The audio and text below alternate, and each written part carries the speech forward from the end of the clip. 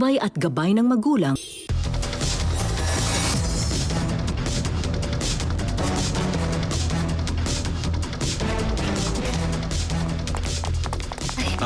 Mr. Vigo.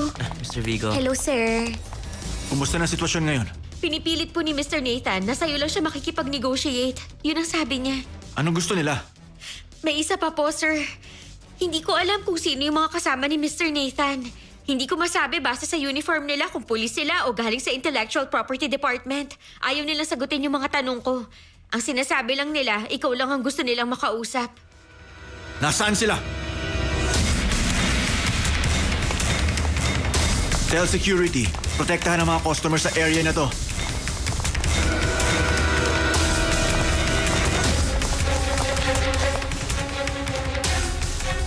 Anong karapatan mo na mang-aresto ng tao sa mall ko?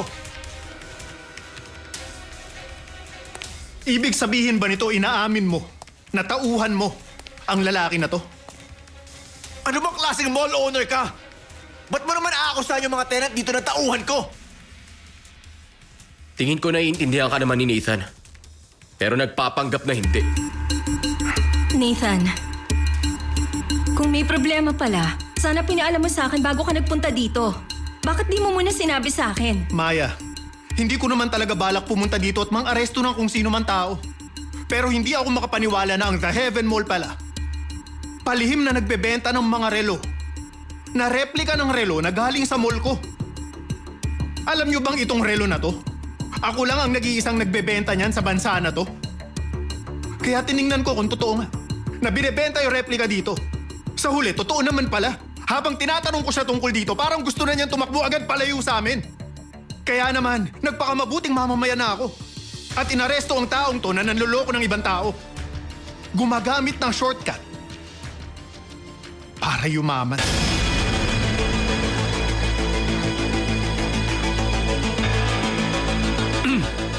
Ganun ba? Pero tingin ko, kung di mo binalak na pumunta dito, edi sana mag-isa ka lang. Kaso ano to? Ang dami mong dalang tauhan. Sino ba tong mga to? Ano sila? Mga opisyal ba yung mga yan? Sana nga may kapangyarihan sila ng mga aresto ng tao kasi kung hindi, ikaw ang ipapa-aresto namin dahil sa ginawa mo. Ang mga taong to? Mga tauhan ko sila. Gaya nga ng sabi ko sa inyo kanina, nagpapakamabuting mamamayan lang naman ako. Buti na lang pinaalala mo sa akin, Kaden, kasi nakalimutan ko na eh. Kailangan kong ipaalam to sa pulis. Huh? Sandali lang, Nathan. Tingin ko, pwede naman natin itong pag-usapan. Hindi na kailangan yung mga pulis.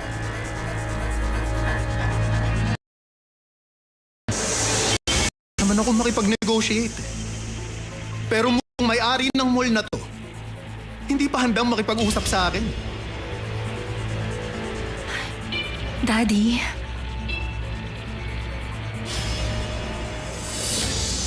Sige! Mag-usap tayong dalawa.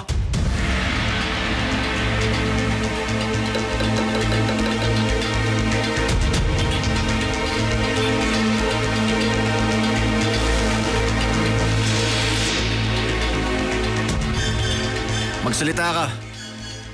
Opportunity mo na to. Bigyan mo ako ng offer, pag-iisipan ko. Di mo ata naiintindihan. Ikaw dapat ang gagawa ng offer sa akin. Sa side ko nangyari yung damage eh. Saka ko pag-iisipan kung tatanggapin ko yung offer mo o hindi. Ikaw tong mali ang intindi. Tapos nagdala ka pa ng mga tao mo dito. Ba't ka pa nagpapanggap dyan? Pasensya na kayo din. Pero hindi ako nagpapanggap. Isang tawag ko lang sa mga pulis at sigurado akong hahalugugin nila ang lahat ng store sa The Heaven. At maniwala kayo, may ilan pa siguro ng mga tindahan dito na sumira sa piracy law. Kapag nangyari yun, asahan yung masisira rin ang reputasyon ng The Heaven Mall. Yun ba ang gusto mo? Sirain ang reputasyon ng mall ko kasi magkalaban tayo, di ba? totoo ba yun, Nathan? Lagi mong pinapakita na maganda yung intensyon mo sa akin. Kaya sagutin mo ako. Balak mo ba talagang sirain yung reputasyon ng mall ko?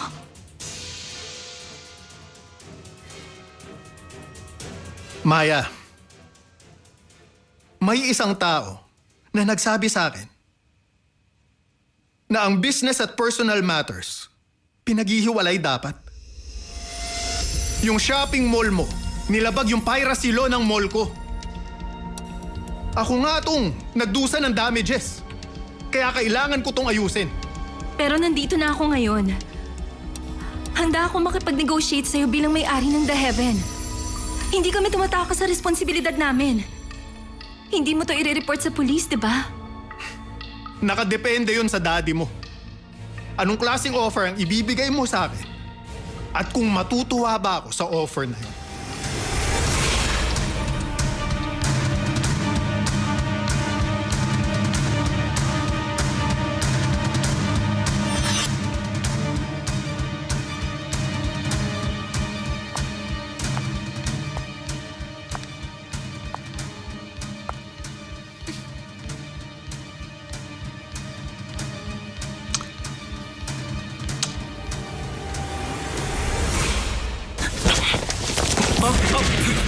Guard! Guard! Guard!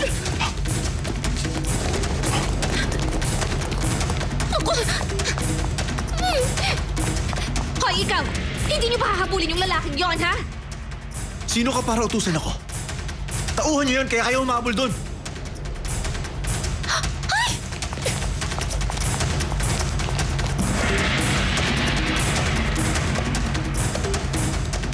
Sige, babayaran ko yung damages.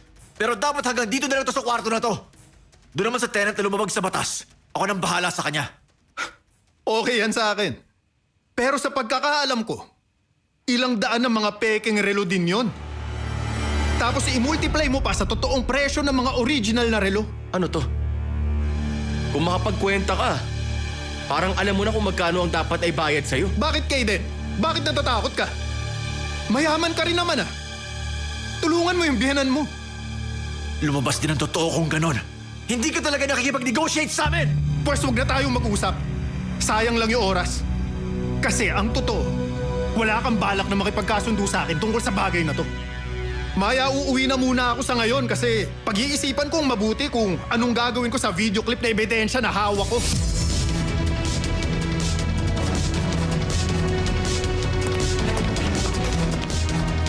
Dad naman, dapat kumalma ka muna. Kung hindi, masisira talaga yung reputasyon ng mall natin. May, nakita mo naman. Balak talaga niya ako sirain. Wala siyang balak makipagkasundo. Huwag kayong mag-alala. Ako nang makikipag-usap sa kanya. Maya, tingin mo ba? Kaya mong makipag-ayos sa kanya?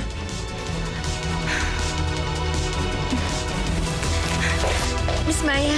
Miss Maya! Sa tingin ko ito yung gusto niya mangyari. Ako nang bahala, huwag kayong mag-alala.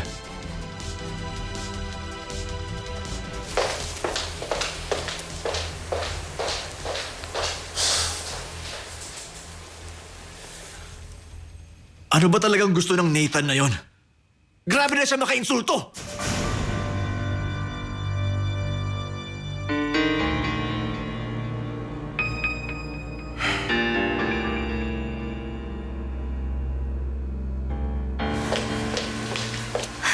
Nathan, sandali. Mabuti naman at sinundan mo ako. Alam ko na hindi ka natutuwa kay Daddy at hindi ka makikipag-ayos sa kanya. At alam mo ba kung bakit hindi ako natutuwa sa daddy mo? At kung ba't di ako makikipag-ayos sa kanya?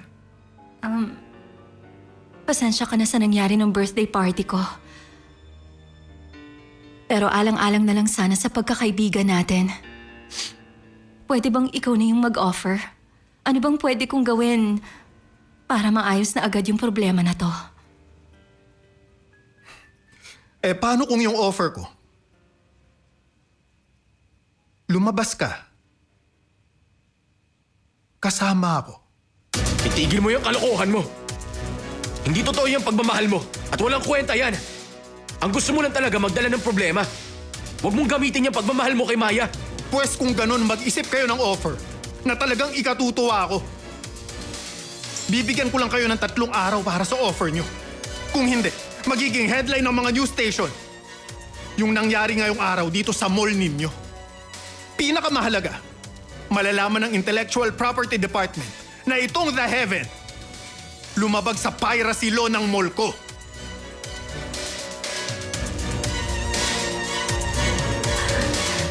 Nathan, sandali! Maya, huwag mo na siyang kausapin. Kaden, kailangan to matapos ngayong araw. Kung hindi, lalo lang tong tatagal. Bakit pakiramdam ko pinaglalaroan lang tayo ng Nathan na yon? Totoo yan, Mr. Vigo. Si Mr. Nathan ang kalaban ng mall natin. Kung masisira niya tayo, ang Paradiso na ang magiging #1 mall kung ganun.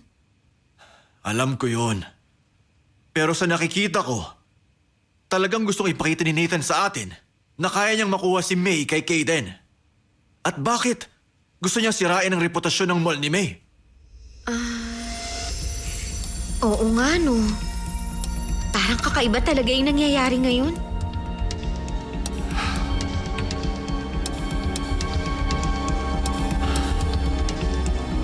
Nathan, ano bang klaseng laro to, ha?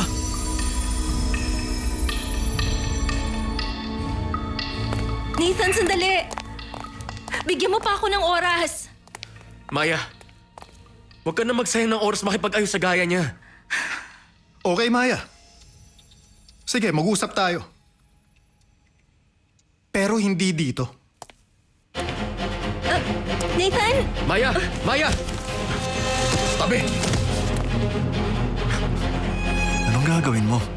Sa harap ng mall niyo? Yung reputasyon niyo, paano?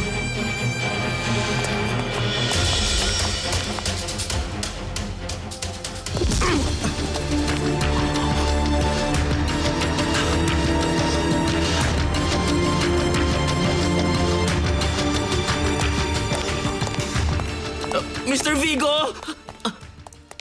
May malaking problema. May mas lalaki pa ba dito? Nakita ko si Mr. Nathan na kinuha si Miss Maya. Alam ba to ni Kaden? Nakita ko sinundan niya sila. Pero bago siya umalis, sinundok ni Sir Kaden yung isang tauhan ni Mr. Nathan sa mukha niya. Sampul talaga, sir. Naku, base sa kwento mo, mukhang marami pang problema ang kasunod nito. Saan dinala ni Nathan si May? Nathan, saan? Saan mo ba ako dadalhin, ha? Maya, gusto mong makipag-ayos sa akin, di ba? Dadalhin kita sa isang magandang lugar. Na tayo lang ang nandun. Pwede tayong mag-usap doon ang walang mangiistorbo sa ating dalawa. May mga lugar din dito. Ako ang bahala doon. Kasi ayokong makipag-usap sa'yo dito. Lilinawin ko lang sa'yo. Kung ayaw mong dito makipag-usap, hindi ako sasama sa'yo kahit saan. Ayoko mag-alala si Kaden. Inaalala mo ang asawa mo? Ang Kaden nga na yun ang dahilan kung bakit hindi maayos-ayos tong pag-uusap natin dalawa. Hindi mo ba nare-realize na tuwing nag-uusap tayo, lagi siyang nanggugulo sa atin? Hindi siya nang gugulo. Nag-aalala lang siya sa akin. Maya, kilala mo naman ako, si Nathan ang may-ari ng Paradiso Mall. O baka ikaw tong walang tiwala sa akin. Hindi ganun yun. May tiwala ako sa'yo. Kung may tiwala ka talaga, sumama ka sa akin. Tara na, Maya. Bitawan mo yung asawa ko! Kaden!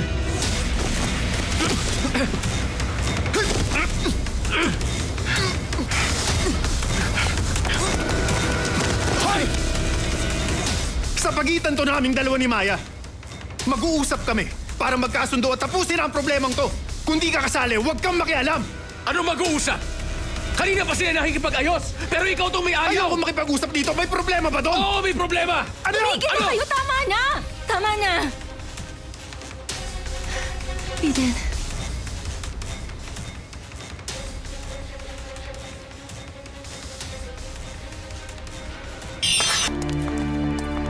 Ang Nathan na yon, mapagpanggap talaga ang lalaking yon. Pag may mangyari sa anak ko, hindi na tayo magkakayos! Binabalaan kita! Pag lumapit ka pa ulit kay Maya, hindi kita Di papalampasin! ba nasabi ko na sa'yo? Kukunin ko ang gusto ko at walang makakapigil sa akin. Huwag kang umasa! Pipigilan kita! Kung tingin mo kaya mo, subukan mo! Hinahamon mo ba ako? Tatanggapin mo ba kung hinahamon kita? Oo naman! O sige. Tara na! Kaden, huwag mo gawin to. Pwede tayong mag-usap. Huwag mo gawin to. Huwag kang makipag-away sa kanya. Maya, dito ka lang. Kaden! Hoy, James. Bantayan mo si Maya. Anong hinihintay mo? Tara! Kaden! Dalian mo! Miss Maya, Ba't mo ko pinipigilan? Imbis na pigilan yung boss mo. kung di inutos ni boss, di ko gagawin. Miss Maya. Miss Maya.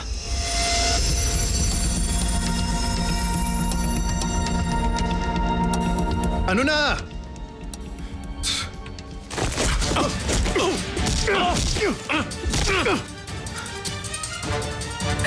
Kaden!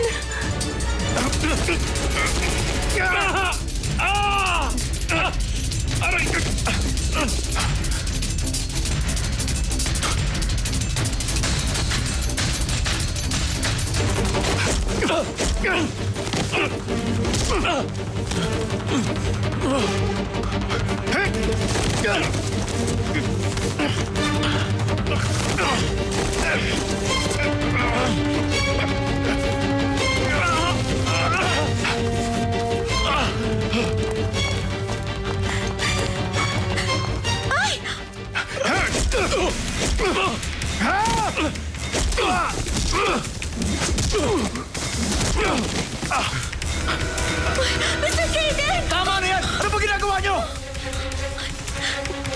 Kaden! Kaden! Tama na yan! Dad!